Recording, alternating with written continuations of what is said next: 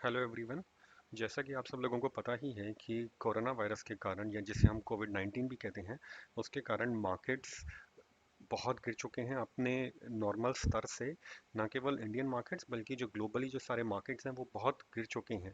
तो इस समय एक बहुत अच्छी अपॉर्चुनिटी है कि आप स्टॉक मार्केट्स में घुसें और थोड़ा थोड़ा इन्वेस्ट करके आप छोटी या बड़ी अवधि लॉन्ग अवधि में आप बहुत अच्छा पैसा बना सकते हैं। तो उसके रिगार्डिंग मैंने सोचा कि एक मैं आप लोगों को एक्सप्लेन करूं कि किस तरह से आप स्टॉक्स का सिलेक्शन कर सकते हैं। आई थिंक ये बहुत ही इंपॉर्टेंट है उन लोगों के लिए स्पेशली जो मार्केट में नए हैं, जिनको स्टॉक्स चूज करने में डिफिकल्टी होती है। और दूसरा, आई थिंक आप लोगों ने बहुत ही सारे यूट्यूब पे वीडियोस देखे होंगे जिसमें बहुत ही ज़्यादा टेक्निकल चार्ट्स को रीड करना सिखाया जाता है, जिसमें बहुत ही ज़्यादा ऊपर नीचे मार्केट के ग्राफ्स दिखाए जाते हैं और उनके बेसिस पे ट्रेंड निकाले जाते हैं। तो मैं आपको सबसे पहले तो ये बता देना चाहूँगा कि आज का हमारा एजेंडा क्या है। आज हम आपको बताएंगे कि स्टॉक्स कैसे सेलेक्ट करी जाती हैं, जिसमें कुछ क्राइटेरियाज हैं। प्राइस अर्निंग्स रेशियो, जिसे हम पीई रेशियो भी कहते हैं। दूसरा है प्राइस बुक रेशियो। तीसरा है ईपीएस। और चौथा है 52 वीक्स लो और हाई देखना। और बहुत सारे और भी क्राइटेरिया आते हैं जो इंडस्ट्री फैक्टर्स हो सकते हैं, news driven events driven factors हो सकते हैं। बट अगर आपने इन चारों को देख लिया तो आप स्टॉक सेलेक्ट कर सकते हैं। बट मैं उससे पहले आपको जैसे ये बताना चाहूँगा कि जैसे मैंने स्टार्टिंग में कहा कि बहुत सारे यूट्यूब पे वीडियोस आपको मिलेंगे जिसमें बहुत सारे चार्ट्स को स्टडी करना बताया जाता है। जनरली उसमें आप देखेंगे कि वो बहुत ही ज़्यादा कॉम्प्लिकेटेड ग्राफ्स को बताते हैं। उनमें दो ग्राफ्स को, दो पीक्स या लोस को जॉइन करके एक लकीर खींचते हैं और उनसे ट्रेंड निकाला जाता है। आई थिंक वो ट्रेंड निकालने की बजाय मैं आपको ये बताना चाहूँगा कि फंडामेंटल्स देख के किसी भी स्टॉक को कैसे सेलेक्ट किया जा सकता है। ट्रेंड निकालना और उसको एक्सपेक्ट करना बहुत ही मुश्किल है, जिसमें ये बताना कि स्टॉक ऊपर जाएगा और नीचे जाएगा ये बहुत ही मुश्किल है। But in the long run आपके फंडामेंटल्स के बेसिस पे आपने जो स्टॉक सेलेक्ट किया है उससे आपको डेफिनेटली प्रॉफिट मिलेगा। तो मैं ये सारे क्राइटेरियाज देखने के लिए मैं आपको पहले मनी कंट्रोल पे ले जाऊंगा, जिसमें ये सारी इंफॉर्मेशन मिल जाती है। तो जैसे कि मैं आपको moneycontrol.com, आई थिंक आप सब लोगों ने सुना ही होगा। moneycontrol.com एक बहुत ही अच्छी वेबसाइट है जिसपे मार्केट्स के बारे में बहुत ही अच्छी इंफॉर्मेशन होती है, सारे लेटेस्ट न्यूज़ वगैरह होती हैं। मैं इसमें डायरेक्टली आपको एक पर्टिकुलर स्टॉक जो कि मेरी फेवरेट स्टॉक है उसके ऊपर ले जाता हूं और आपको दिखाता हूं कि आप ये सारी इंफॉर्मेशन कैसे देख सकते हैं।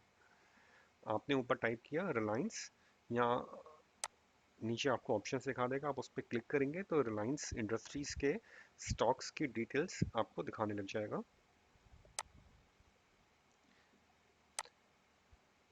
इसमें आप देख सकते हैं कि रिलायंस इंडस्ट्रीज के स्टॉक की प्राइस आ गई बीएससी पे, एनएससी पे।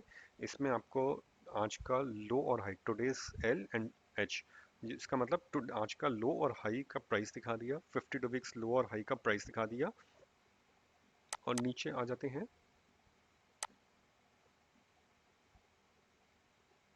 यहाँ पे इसने हमें पीई रेशियो दिखा दिया 20.08। तो जैसा कि हमारा सबसे पहला फैक्टर था प्राइस बाय अर्निंग्स रेशियो और पीई रेशियो। पीई रेशियो आपको रिलायंस का यहाँ पे दिख रहा है 20.08, जो एक रीजनेबली अच्छा पीई रेशियो है। जितना पीई रेशियो आपका कम होता है उतना ही अच्छा माना जाता है, जितना ही पीई रेशियो ज़्यादा होगा उतना आपका स्टॉक एक्सपेंसिव माना जाता है। मैंने एक अलग से वीडियो बनाई है दोस्तों जिसमें मैंने सारे रेशियोज और उनका सिग्निफिकेंस बताया है। मैं आई होप आप लोग सारे नॉर्मल बेसिक रेशियो से अवेयर होंगे।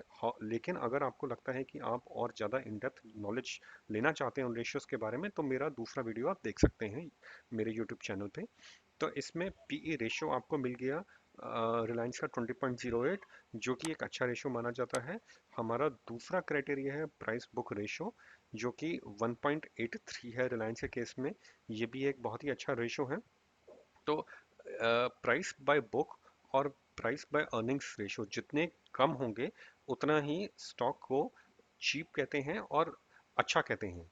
मतलब आपको कम पैसे में अच्छा स्टॉक मिल रहा है और आपको प्रॉफिट की संभावना ज़्यादा है। ठीक है। तीसरा हमारा क्राइटेरिया आ जाता है ईपीएस।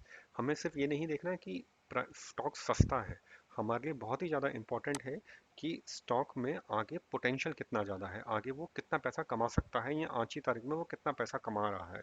क्योंकि अगर उसका पीई रेशियो और पी प्राइस पर बुक रेशियो सस्ता है, उसका ये भी रीज़न हो सकता है कि पिछले कई सालों में उसने बहुत अच्छा प्रॉफिट बनाया हो, लेकिन अभी पिछले एक दो सालों में कंपनी लॉसेस में चल रही हो या उसमें कोई प्रॉब्लम्स हो।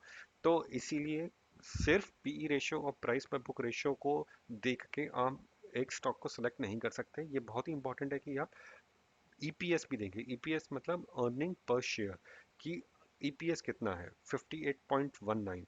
दैट मीन्स कि हर शेयर जो कि 1160 के करीब का है, वो सालाना 58 रुपीस कमा रहा है।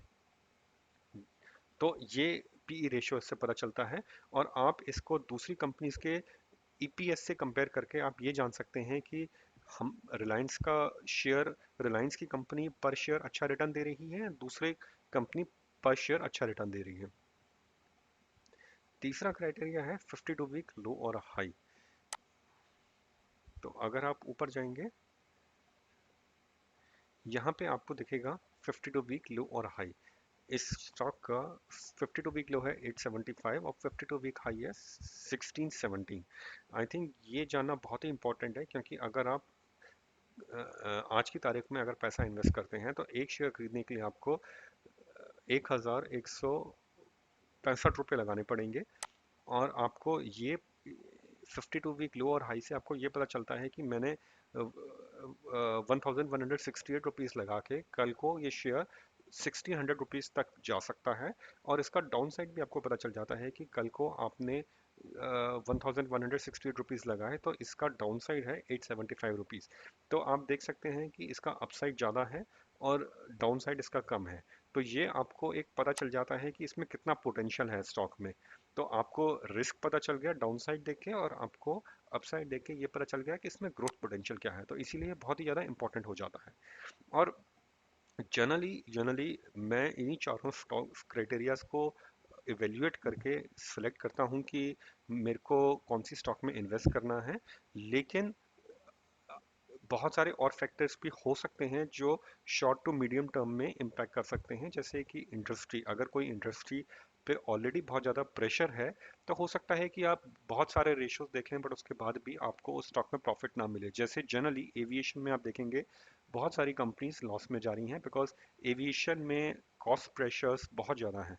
अ, तो इसीलिए आपको इंडस्ट्री को भी देखना चाहिए कि इंडस्ट्री कैसा परफॉर्म कर रही है, ओवरऑल इंडस्ट्री। तो आप आई थिंक देखेंगे इंडिगो छोड़ के एविएशन में बाकी सारी कंपनीज लार्जली लॉसेस में हैं। तो वो भी एक बहुत बड़ा फैक्टर है ये जानने के लिए कि क्या आपको उस इंडस्ट्री में घुसना चाहिए या नहीं घुसना चाहिए। जैसे आप एफएमसीजी देखेंगे, एफएमसीजी में आप देखेंगे कि सारी कंजम्पशन ड्रिवन है। उसमें इंडिया की इतनी ज़बरदस्त पॉपुलेशन है, तो कंजम्पशन बेस्ड आइटम है वो, तो उसकी खपत तो होगी ही होगी। तो ऐसी कंपनीज जनरली रेगुलरली प्रॉफिट्स कमाती हैं और अपने शेयर होल्डर्स को अच्छा रिटर्न भी देती हैं।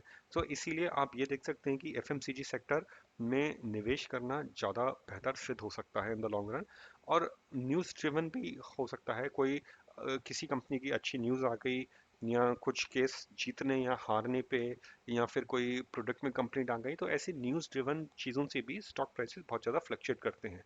लेकिन आप ये देखेंगे कि लॉन्ग टर्म में ये चार क्राइटेरियाज चूज करके आप एक स्टॉक सिलेक्शन करेंगे तो आपको रिटर्न्स डेफिनेटली मिलेंगे। सो ये था कैसे आप स्टॉक सेलेक्ट कर सकते हैं कोविड 19 में। घर बैठे आप थोड़ी सी रिसर्च करके आप इन्वेस्ट कर सकते हैं और आप लॉन्ग टर्म में बहुत अच्छा रिटर्न कमा सकते हैं स्टॉक्स पे। अगर आपको ये वीडियो पसंद आया तो सब्सक्राइब कीजिए मेरे चैनल को और ऐसी ही वीडियोस देखते रहिए। Thank you very much. Stay safe from Covid 19।